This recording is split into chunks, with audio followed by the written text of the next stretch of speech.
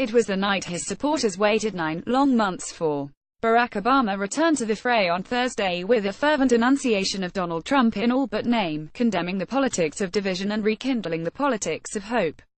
The former U.S. president turned deafening cheers at a rally ostensibly for the Democratic candidate in a gubernatorial election in Virginia. In championing Ralph Northam's cause, Obama expressed his views on the state of the nation in the strongest terms since the inauguration of his successor and antithesis. "You'll notice I haven't been commenting a lot on politics lately," Obama told thousands of supporters in Richmond. "But here's one thing I know, if you have to win a campaign by dividing people, you're not going to be able to govern them. You won't be able to unite them later if that's how you start." Campaigning for fellow Democrat Hillary Clinton last year, Obama hammered Trump regularly during the presidential election but became more circumspect after the Republicans' shock win. He initially expressed a wish to follow the example of George W. Bush, who refrained from commentary once he left the White House. He has also trodden carefully to avoid outshining the next generation of would-be Democratic stars. Nevertheless, he has taken Trump to task in written statements for efforts to gut his signature healthcare law and reverse his immigration and environmental policies. He has also offered spare, pointed criticisms during public appearances. But on Thursday he returned to full campaign mode in New Jersey and Virginia, both of which elect governors on the 7th of November. While not mentioning Trump by name, Obama delivered a withering critique of the president's time in office. His polished style and elegant, erudite sentences contrasted with the bellicose, scattergun approach of his successor, as did the racial diversity of the crowd who queued for hours to see him. Obama addressed a crowd at an earlier rally in Newark, New Jersey, on Thursday. Photograph Spencer Platt. Getty Images. Instead of our politics reflecting our values, we've got politics infecting our communities, said Obama, looking relaxed in a tie-less blue shirt and suit.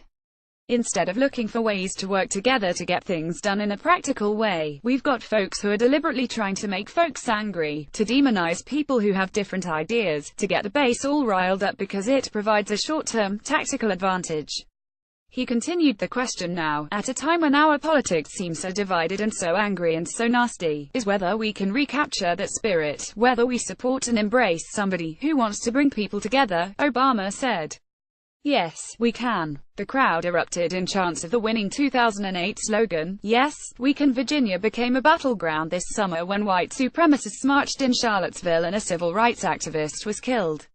Trump notoriously said there was blame on both sides and deflected attention to whether Confederate statues should be torn down, and whether that would lead to slave owners George Washington and Thomas Jefferson being toppled too. The first black president said, if we're going to talk about our history, then we should do it in a way that heals, not in a way that wounds, not in a way that divides. We shouldn't use the most painful parts of our history just to score political points. We saw what happened in Charlottesville, but we also saw what happened after Charlottesville when the biggest gatherings of all rejected fear and rejected hate and the decency and goodwill of the American people came out. That's how we rise. We don't rise up by repeating the past. We rise up by learning from the past and listening to each other. His voice growing with emotion matched by the crowd, Obama continued, we can acknowledge that Thomas Jefferson, one of Virginia's most famous sons, owned and sold slaves. That's not disputable. And we can also acknowledge that he also wrote those words. We hold these truths to be self-evident, that all men are created equal, that they are endowed by their Creator with certain unalienable rights, that among these are life and liberty and the pursuit of happiness. And we can recognize that even if our past is not perfect, we can honor the constitutional ideals that have allowed us to come this far and to keep moving toward a more perfect union. That's what America is. That's who we are. For those gathered in the Greater Richmond Convention Center, there was excitement and some wistfulness. Amber Wishy, a 21-year-old African-American woman, said, I'm a little nostalgic. I remember being in 8th grade when Obama was inaugurated. But seeing so many people here shows there are still people fighting for change who don't want to see America go backwards. Barack Obama and Ralph Northam in Richmond, Virginia. Photograph Jonathan Ernst Reuters. In an NBC News Wall Street Journal poll in August, 51% of Americans said they have a favorable opinion of Obama, while 35% had a negative opinion. The same survey found that 36% said they had a positive opinion of Trump and 52% had a negative opinion. The pair are not thought to have spoken to each other since Trump's inauguration. Wishy added, he's still our president. You can't compare the two. The way they handle everything is so different. Barack Obama is the people's president. Donald Trump encourages hate and tries to divide groups. Michael Steele, former chairman of the Republican National Committee, sat at the table next to Trump's at the 2011 White House Correspondents' Dinner, where Obama gave the billionaire businessman a roasting. "I remember him not enjoying one bit of it," he said by phone on Thursday. "There is no doubt in my mind that the president has had a fixation on President Obama since then." Indeed, Trump, who was a longtime proponent of a false conspiracy theory that Obama was not born in the U.S., appears to be obsessed with assailing the legacy of his predecessor. He pulled the U.S. out of the Trans-Pacific Partnership, announced his intention to quit the Paris Climate Agreement, and has threatened to walk away from the Iran nuclear deal, all products of the Obama administration.